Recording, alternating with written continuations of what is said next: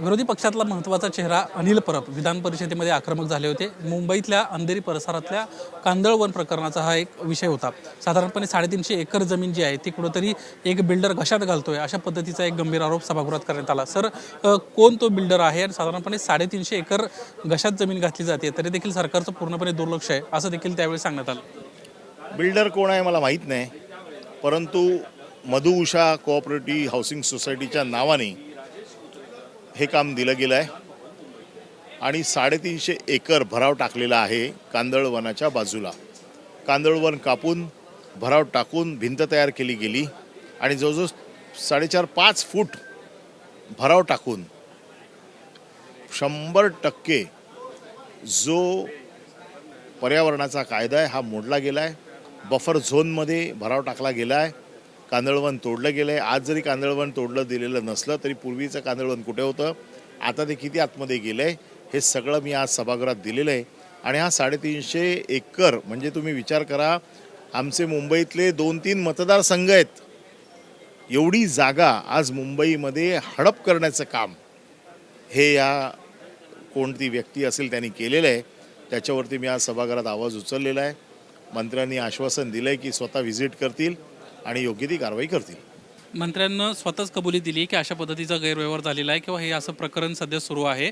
आणि दुसरी महत्त्वाची बाब अशी आहे की जमिनीमध्ये जे काही वाटप होते त्या संदर्भात देखील बोलले, नॅशनल कॉलेजला जमीन देण्याचा विषय 35 एकर जमीन नॅशनल लॉ युनिव्हर्सिटीला दिलेली आहे। आमचं कोणाला देण्याबद्दल म्हणणं नाही, आमचं म्हणणं कायदा सगळ्यांना सारखा आहे। एक तर हा ND झोन होता, त्या ND झोनमधनं 70 एकर जमीन ही वगळली गेली। ती वगळताना कुठले कायदे वापरले गेले, कशा पद्धतीने ती वगळली गेली, हे सगळं त्या निमित्ताने मी आज सभागृहात मांडलं आहे। परंतु कायदा हा वेगळ्या माणसासाठी वेगवेगळा असू शकत नाही। जर बफर झोनमध्ये असेल तर बफर झोनमध्ये देखील ND झोनच्या बाहेर जरी काढलेली असेल तरी बफर झोनमध्ये कोणाला काम करता येत नाही। म्हणून आम्ही आज मागणी केली की तुम्ही ते बंधारे काढून टाका, सगळा भराव काढून टाका आणि त्याच्यावरती कायदेशीर गुन्हा, जमीन हडप केल्याचा जो गुन्हा असतो, 350 एकर म्हणजे तुम्ही विचार करा 50,000 कोटीची मालमत्ता असेल किमान, मला त्याचा हिशोब माहीत नाही, पण अशा पद्धतीने त्याला 67 कोटी रुपये त्याला दंड झाला आहे। 67 कोटी दंड झालेला असताना देखील तो माणूस पैसे भरत नाही आहे, कोणाला मोजत नाही आहे।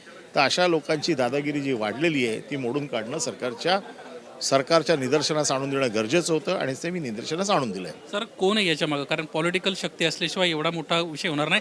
350 अधिकारी, भ्रष्ट अधिकारी असतील, याच्यामध्ये कोणती राजकीय शक्ती असतील, आता कळतील। आता एक बाहेर येतील, जशी चौकशी चालू होईल तसं हे कळेल। संजय शिरसाट यांचं एक प्रकरण जे आहे त्या सभागृहामध्ये चांगलंच गाजल्याचा प्रकार समोर आला। मुख्यमंत्र्यांना त्याच्यावर चौकशी देखील लावली। मुळात उच्चस्तरीय समितीवर तुम्ही समाधानी आहात का? कारण SITची प्रामुख्यानं तुमच्या सर्व विरोधकांकडून मागणी होत होती। नाही, उच्चस्तरीय चौकशीची मागणी केली। आता उच्चस्तरीय चौकशी कशा पद्धतीने केली जाईल, त्याचे टर्म्स रेफरन्स कसे ठरतील हे आता बघितल्यानंतर कळेल आम्हाला। मग आम्ही त्याच्यावरती आमचं म्हणणं बोलू। अजूनही 10 दिवस अधिवेशन बाकी आहे। परंतु जी संस्था रजिस्टर नाही आहे किंवा अशा संस्थेला मुळात त्या टेंडर प्रक्रियेमध्ये घेणं हे अधिकाऱ्यांची देखील चूक। आम्ही अधिकाऱ्यांवरती कारवाईची मागणी केलेली आहे। आता उच्चस्तरीय समितीमध्ये सगळ्या गोष्टी बाहेर येतील। निशिकांत दुबेनं ज्या पद्धतीनं आज स्टेटमेंट केल्याचं पाहायला मिळालं, एकंदरीत काय शिवसेनेची त्यावरची भूमिका आहे? आणि उद्या सकाळी 11 वाजता सभागृहात शिवसेना आपण पाहतोय उद्या सकाळी 11 वाजता सभागृहामध्ये निशिकांत दुबे प्रकरणावर शिवसेना आक्रमक होताना आपल्याला पाहायला मिळेल। निलेश बुधावले, ABP माझा, मुंबई। ABP माझा, उघडा डोळे बघा नीट।